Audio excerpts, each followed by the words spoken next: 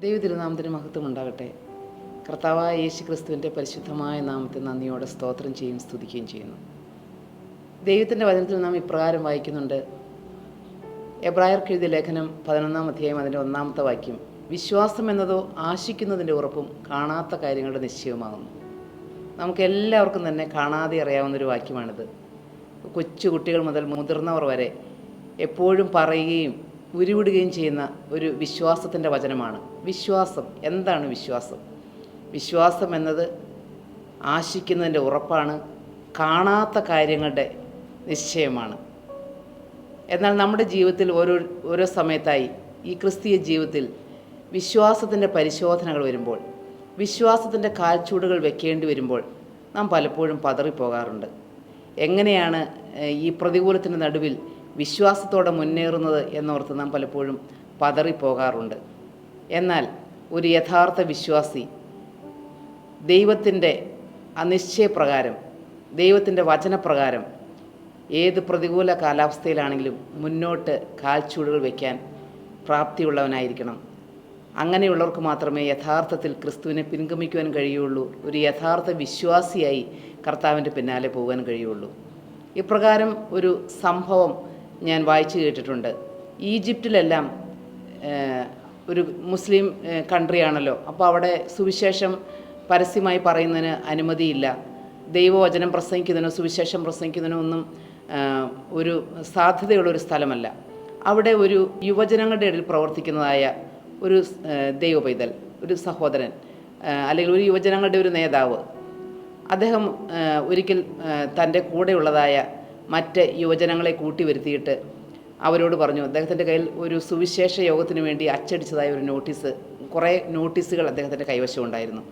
ആ നോട്ടീസുകൾ തൻ്റെ കൂടെയുള്ള തൻ്റെ കൂട്ടുപ്രവർത്തകർ, തൻ്റെ വിശ്വാസികളുടെ കൈകളിലേക്ക് കൊടുത്തിട്ട് അദ്ദേഹം പറഞ്ഞു, ഇന്ന് 8:30 മുൻപായിട്ട് നിങ്ങൾ ഈ സുവിശേഷ പരസ്യത്തിനുള്ളതായ ഈ നോട്ടീസുകളെല്ലാം സർവകലാശാലയിലെല്ലാം വിതരണം ചെയ്യണം.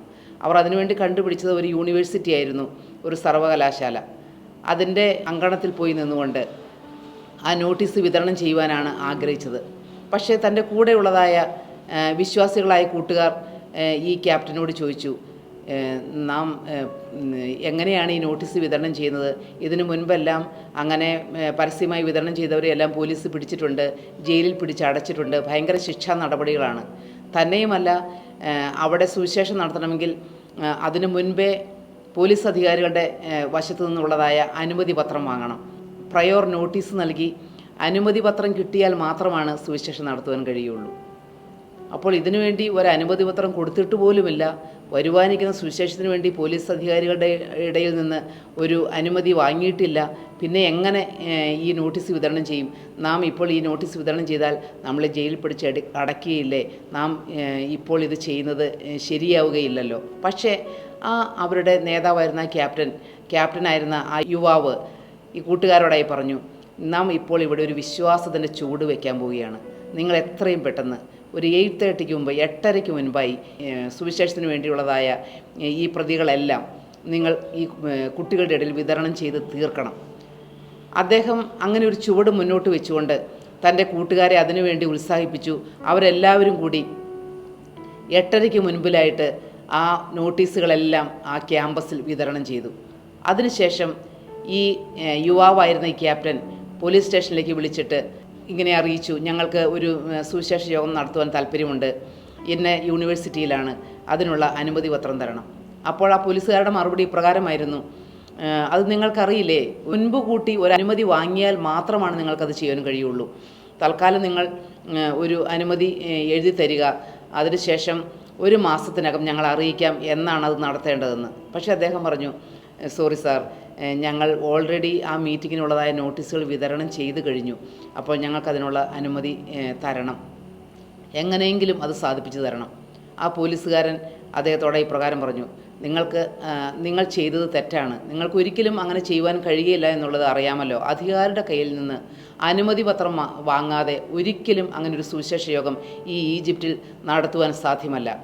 ഏതായാലും ഈ പ്രാവശ്യത്തേക്ക് മാത്രം ഞാൻ നിങ്ങൾക്ക് അനുമതി തരികയാണ്. നിങ്ങൾ ഓൾറെഡി ആ നോട്ടീസുകളെല്ലാം വിതരണം ചെയ്ത് കഴിഞ്ഞുവല്ലോ, അതുകൊണ്ട് ഈ പ്രാവശ്യത്തേക്ക് മാത്രം നിങ്ങൾ ആ മീറ്റിംഗ് നടത്തിക്കൊള്ളുവാൻ പറഞ്ഞ് ആ പോലീസ് ഉദ്യോഗസ്ഥൻ അവർക്ക് അനുമതി പത്രം നൽകി. അപ്പോൾ അതൊരു വിശ്വാസത്തിൻ്റെ കാൽച്ചുവടായിരുന്നു. ഒരിക്കലും സാധ്യതയില്ലാത്ത ഒരു രംഗത്ത് ഒരു വിശ്വാസത്തിൻ്റെ ചുവട് വയ്ക്കുവാൻ ആ യുവാവായ ക്യാപ്റ്റൻ തയ്യാറായി. തൻ്റെ കൂട്ടുകാരെ അതിലേക്ക് അദ്ദേഹം ഉദ്ബോധിപ്പിച്ചു, തൻ്റെ കൂട്ടുകാരെ അതിനുവേണ്ടി പ്രോത്സാഹിപ്പിച്ചു. കൂട്ടുകാർ പിന്നോക്കം വലിഞ്ഞു നിന്നപ്പോഴും മുൻപിലുള്ളതായ പ്രതികൂലങ്ങളിലേക്ക് നോക്കി ചില തടസ്സങ്ങൾ ഉന്നയിച്ചപ്പോഴും ആ വിശ്വാസിയായ യുവാവ്, അവരുടെ നേതാവായിരുന്ന ക്യാപ്റ്റനായിരുന്ന ആ യുവ നേതാവ് മുൻപോട്ട് ഒരു ചുവട് വയ്ക്കുവാൻ തയ്യാറായി. വിശ്വാസത്തിൻ്റെ ഒരു ചുവടായിരുന്നു അത്. ചുറ്റിലും പ്രതികൂലങ്ങളാണ്, ഒരു സാധ്യതയുമില്ല, മുൻകൂർ അനുമതി എടുക്കണം, അല്ലാതെ ഒരിക്കലും അങ്ങനെ ഒരു കാര്യം അവിടെ നടക്കുവാൻ യാതൊരു സാധ്യതയുമില്ല. പക്ഷേ അദ്ദേഹം പ്രാർത്ഥനയോടുകൂടി വിശ്വാസത്തിൻ്റെ ഒരു ചുവട് വെച്ചു. അതിൻ്റെ ഫലം വലിയ കാര്യമായിരുന്നു. അന്നത്തെ മീറ്റിങ്ങിൽ 300-ലധികം യുവാക്കളെ ആത്മാക്കളെ നേടുവാൻ അവർക്ക് ആ മീറ്റിങ്ങിൽ കൂടി കഴിഞ്ഞു. അനേകം യുവാക്കൾ, കോളേജിൽ പഠിക്കുന്നതായ അനേകം സ്റ്റുഡൻസ്, ആൺകുട്ടികളും പെൺകുട്ടികളും ആ മീറ്റിങ്ങിൽ പങ്കെടുത്തു. 300-ലധികം ആത്മാക്കളെ നേടുവാൻ ആ ശുശ്രൂഷയിൽ കൂടി അവർക്ക് കഴിഞ്ഞു. ആ വിശ്വാസത്തിൻ്റെ കാൽച്ചുവട് വയ്ക്കുവാൻ ആ യുവാവ് തയ്യാറായതിൻ്റെ പ്രതിഫലനമായിരുന്നു അത്. നമ്മുടെ ജീവിതത്തിലും ഒരുപക്ഷെ പ്രതികൂലങ്ങൾ മുൻപിൽ ഒരുപാട് കാണുമായിരിക്കും. പ്രതിസന്ധികളിലേക്ക് നോക്കി നോ എന്ന് പറഞ്ഞാൽ നമുക്ക് ഒരിക്കലും മുന്നേറി കരയേറി പോകാൻ കഴിയില്ല. എന്നാൽ ക്രിസ്തു യേശുവിൽ കൂടി, കർത്താവായ യേശു ക്രിസ്തുവിൽ കൂടി നാം വിശ്വാസത്തിൻ്റെ ഒരു ചുവട് വയ്ക്കുമ്പോഴാണ് കർത്താവ് നമ്മുടെ അരികിലേക്ക് കടന്നു വന്ന് നമ്മോട് കൂടെ നിന്ന് പ്രവർത്തിക്കുന്നത്. വിശ്വാസം എന്നതോ ആശിക്കുന്നതിൻ്റെ ഉറപ്പ്. ഹല്ലേലൂയ. നാം എന്താണോ ക്രിസ്തുവിൽ പ്രത്യാശിക്കുന്നത്, കർത്താവായ യേശു ക്രിസ്തുവിൽ കൂടി നാം എന്താണോ ആശ വെച്ച് മുൻപോട്ട് കാൽച്ചുവടെടുത്ത് വയ്ക്കുന്നത്, ആശിക്കുന്നതിൻ്റെ ഉറപ്പാണ്. വിശ്വാസം എന്നതോ ആശിക്കുന്നതിൻ്റെ ഉറപ്പും കാണാത്ത കാര്യങ്ങളുടെ നിശ്ചയം. അത് നാം കണ്ടിട്ടില്ല, അത് കാണുവാൻ സാധ്യതയുമില്ല, എന്നാൽ കാണുമോ ഇല്ലയോ എന്ന് നമുക്കറിയില്ല. എന്നാൽ കാണാത്ത കാര്യങ്ങളെക്കുറിച്ചുള്ളതായ ഉറപ്പ്, കണ്ടിട്ടില്ല എങ്കിലും അതിനെക്കുറിച്ച് വിശ്വസിക്കുന്നു. അബ്രഹാം തനിക്ക് വരുവാനുള്ള തൻ്റെ മുൻപിൽ ഒരുക്കി വച്ചിരിക്കുന്നതായ ആ വലിയ പ്രത്യാശയെ നോക്കിക്കൊണ്ട് അബ്രഹാം കൂടാരങ്ങളിൽ പാർത്തു. തനിക്ക് വേണ്ടി ഒരുക്കിയിരിക്കുന്നതായ ഒരിക്കലും നശിച്ചു പോകാത്ത നഗരത്തിനു വേണ്ടി ഈ ലോകത്തിൽ ജീവിച്ചപ്പോൾ കൂടാരങ്ങളിൽ പാർത്തുകൊണ്ട് ഒരു പരദേശിയെ പോലെ ജീവിച്ചു. ഹല്ലേലൂയ. അതേ പ്രിയപ്പെട്ടവരെ, നമ്മുടെ ജീവിതത്തിലും നാം ക്രിസ്തുവിന് വേണ്ടി ജീവിതം കൊടുത്ത ഒരു ദൈവ പൈതലാകുന്നെങ്കിൽ, ഒരു ദൈവദാസനോ ദൈവദാസിയോ ആകുന്നുവെങ്കിൽ നമ്മുടെ ജീവിതവും വിശ്വാസ ജീവിതമാണ്. മുൻപിൽ ഒന്നും കണ്ടിട്ടല്ല എൻ ജീവിതാരംഭം, വിശ്വാസ കാൽച്ചുവടുകളിൽ അത്രേ എന്ന് പ്രിയപ്പെട്ട ദൈവദാസൻ പാടി. ഭക്തനായ മുട്ടം ഗീവർഗീസ് അപ്പച്ചൻ്റെ പ്രസിദ്ധമായ ഒരു പാട്ടിൻ്റെ വരികളാണത്. ഒന്നും കണ്ടിട്ടല്ല എൻ ജീവിതാരംഭം, വിശ്വാസ കാൽച്ചുവടുകളിൽ അത്രേ. വിശ്വാസത്തിൻ്റെ ഒരധ്യായം തന്നെ എബ്രായർക്ക് എഴുതിയ ആ 11-ാമത്തെ ലേഖനം, അത് വിശ്വാസത്തിൻ്റെ ലേഖനമാണ്. വിശ്വാസികളുടെ നീണ്ട നിര തന്നെ അതിൽ പറയുന്നുണ്ട്. ആ വിശ്വാസത്താൽ അബ്രഹാം, വിശ്വാസത്താൽ സാറ, വിശ്വാസത്താൽ യോസേഫ്, വിശ്വാസത്താൽ യാക്കോബ്, ഒരുപാട് വിശ്വാസ വീരന്മാരുടെ പട്ടിക പറയുന്നതായ ആ അധ്യായത്തിൽ പ്രിയപ്പെട്ടവരെ, നമ്മുടെ ജീവിതത്തെക്കുറിച്ചും കർത്താവായ യേശു ക്രിസ്തു അത് നോക്കി പറയുമോ? ഈ ദൈവ പൈതൽ, ഈ എൻ്റെ ദാസൻ, ഈ എൻ്റെ ദാസി വിശ്വാസത്തിൻ്റെ കാൽച്ചുവടുകൾ വയ്ക്കുന്ന ഒരു ദൈവ പൈതലാണെന്ന് നമുക്കും വിശ്വാസത്തിൻ്റെ കാൽച്ചുവടുകൾ മുന്നോട്ട് വയ്ക്കാം. കാരണം നമ്മോട് വാക്ക് പറഞ്ഞ ദൈവം വിശ്വസ്തനായ ദൈവമാണ്. ഒരിക്കലും വാക്കുമാറാത്ത കർത്താവ്, ഒരിക്കലും തള്ളിക്കളയാത്ത കർത്താവ്, നമ്മോട് എന്തെല്ലാം വാഗ്ദത്തങ്ങൾ ചെയ്തിട്ടുണ്ടോ ആ വാഗ്ദത്തങ്ങൾ വിശ്വസ്തനായ ദൈവം.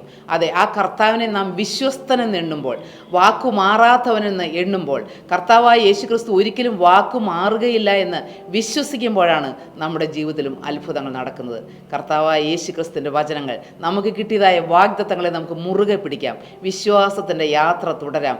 നാം മുൻപ് കേട്ടതുപോലെ ആ ക്രിസ്തീയ ഭക്തനായ യുവാവ് വിശ്വാസത്തിൻ്റെ കാൽച്ചുവടുകൾ മുന്നോട്ട് വെച്ചതുപോലെ നമുക്കും വിശ്വാസത്തിൽ മുന്നേറാം, വിശ്വാസത്തിൻ്റെ ചുവടുകൾ വയ്ക്കാം. ക്രിസ്തീയ ജീവിതപാതയിൽ തടസ്സങ്ങൾ കാണുമ്പോൾ, പ്രതികൂലങ്ങൾ കാണുമ്പോൾ അവിടെ പതറി നിൽക്കാതെ വിശ്വാസത്തിൻ്റെ കാൽച്ചുവടുകൾ മുന്നോട്ട് വയ്ക്കുവാൻ ദൈവമക്കളെയെല്ലാം കർത്താവ് ശക്തീകരിക്കട്ടെ, ബലപ്പെടുത്തട്ടെ. നല്ലവനായ യേശു ക്രിസ്തുവിൻ്റെ നിസ്തുല്യമായ നാമം എന്നും എന്നേക്കും മഹത്വപ്പെടുമാറാകട്ടെ. ദൈവത്തിൻ്റെ നാമത്തിന് നന്ദിയോടെ സ്തോത്രം.